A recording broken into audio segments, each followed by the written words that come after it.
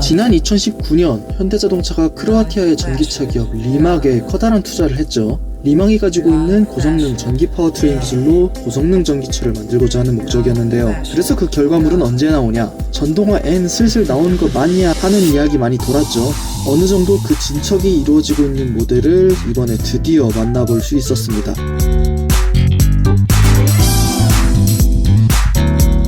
리막과 함께 개발한 고성능 파워 일렉트릭 시스템에 현대자동차가 갖고 있던 수연료전지 기술을 결합한 기존 FK입니다. 네, 전편에서 다뤘던 하이드로젠 웨이브와 수소 모빌리티 쇼에서 함께 등장한 고성능 수소 연료전지 일렉트릭 듀티 프로토타입입니다. 2019년 소비자 가전 전시회 CES에서 고성능 수소차 개발을 선언한 이후 처음 등장한 차이기도 합니다. 완전히 바디를 새로 개발한 게 아니라 스티커 껍데기다 그렇게 생각하시는 분들이 계실 건데, 이 리막과 함께 개발하고 있는 수소 파워트레인의 패키징이라든지, 그리고 이 고성능 수소 GT라는 기존 FK의 성향에 제일 잘 맞는 현행 생산 모델이 스팅어이기 때문에 이 스팅어의 바디를 두른 거지, 사실 스팅어와는 1도 연관이 없는 차죠. 사실 멀리서 보면 스팅어 모양인지 모를 정도로 그 형태의 변화가 꽤 큽니다. 2열 도어는 그 형태 자체가 없어져 완벽한 투도어 쿠페가 됐고, 헤드램프와 테일램프는 미장무늬로 완벽하게 가려놨기 때문에 확실히 다른 인상이 듭니다. 1회 완충 시 최대 주행가능 거리는 거의 600km에 이릅니다. 짧은 충전 시간에 비해 긴 주행거리, 일반 전기차에 비해서 강력한 이점을 가지는 수소차의 특징이죠. 거기에 하이퍼 일렉트리카 메이커인 리막의 기술이 들어가서 시스템 최고 출력은 500kW, 그러니까 대충 한 650에서 670마력 정도 한다고 생각하시면 되겠습니다. 정지 상태에서 시속 100km까지의 가속 역시 4초밖에 안 걸립니다. 이 파워트레인에도 리막의 고전압 배터리 시스템에 노하우가 들어가 있을까 새삼 궁금해지는데요.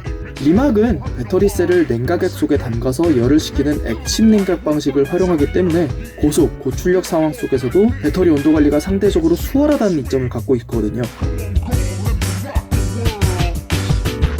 일반 엔진이 들어가야 될 쪽에 연료전지 스택이 들어가고, 이 104리터의 용량을 갖고 있는 수소탱크가 원래대로면 이제 스팅어의 뒷자리에 해당하는 공간에 탑재가 된다고 합니다. 아래쪽에 바퀴 뒤쪽으로 모터가 장착이 되어 있고, 그 아래로 P자형 배터리가 아래로 깔려 있다 그래요. 자세히 보면은 그릴 안쪽에 라디에이터라든지 안쪽 차의 구성이 일반적으로 볼 수 있던 스팅어랑은 달라요. 그리고 보시면 알겠지만은 일반적인 부분과는 또 다른 이 오버팬더, 볼트온인지 뉴레톤인지는 모르겠지만 준비를 되어 있고요. 이쪽으로도 바디킷이 붙어 있습니다. 사이드 바디킷이 붙어 있고, 그리고 이 안쪽으로 보이는 미쉐린 파일럿 스포츠 4S 타이어와 브렘보 고성능 브레이크 시스템, 이것만으로도 충분히 이 차가 어떤 부분을 지향을 하고 있는지는 바로바로 알 수 있을 거예요. 뒤쪽은 듀얼 캘리퍼에 심지어 확실히 심상치가 않은 차입니다. 파워 일렉트릭 유닛 냉각을 위한 대부분 인테이크가 들어갑니다. 이런 느낌의 차를 현대자동차가 구상을 하고 있고 연구 개발을 하고 있다.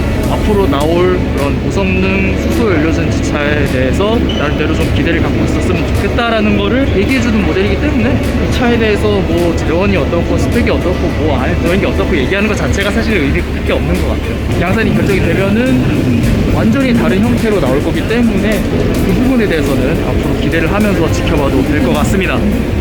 지난 아반떼 N 출시 영상에서 알버트 비오만 연구개발 본부장은 다음과 같은 이야기를 덧붙인 바 있습니다. With eGMP, we have a very substantial platform to bring sustainable driving fun to our enthusiasts on the road and on the track. And I think after some N-specific treatments, it would be tons of fun to drive around Nordschleife with an N vehicle based on eGMP. What do we do in the 24-hour race? What about endurance? We have hydrogen technology and I think the combination, hydrogen, battery electric, eGMP, Oh, that's a that thought. is a very sustainable, enjoyable N driving, even in endurance racing. 그런 의미에서 비전 FK야말로 차세대 N의 기틀을 다지는 중요한 터닝포인트에 있는 프로토타입 모델이 아닐까 해요. 또한 이번 하이드로젠 웨이브 행사에서도 N 브랜드를 통해 세계 모터스포츠 대회에서 여러 차례 활약하며 고성능 기술에 대한 역량을 쌓아왔고, 이 역량을 연료전지 시스템과 결합해 본격적인 전동화 레이스 무대에 나갈 수도 있을 것이라고 덧붙인 바 있죠. 그동안 개발됐던 N 모델들과 RM202 그리고 비전 FK를 통해 어떤 경주차를 준비해서 어떤 레이스에서 활약할 것인지, 모터스포츠 팬분들이라면 현대차의 전동화 과정 가운데 이런 부분들을 한번 주목해 보시면 어떨까요? 네, 오늘은 정말 오랜만에 방문한 일산 킨텍스 수소 모빌리티 쇼에서 인사드렸습니다. 전 다음 시간 다른 영상으로 또 돌아오겠습니다. 모두 다녀!